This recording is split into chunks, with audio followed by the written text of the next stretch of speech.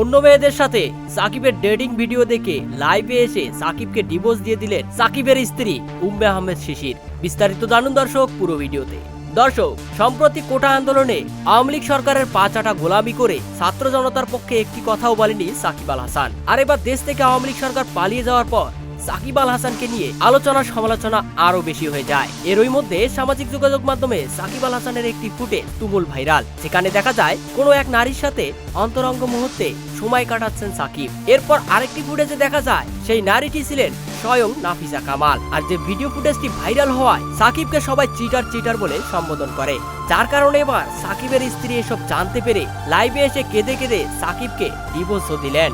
সাকিবের স্ত্রী শিশির বলেন, এত বড় একটা চিটারের সাথে এতদিন ধরে ঘর বেঁধে আছি, আসলে নিজেকে বোকা মনে হচ্ছে। তবে আর নয়, সেই চিটারকে এবার উপযুক্ত শাস্তি দিতে চাই।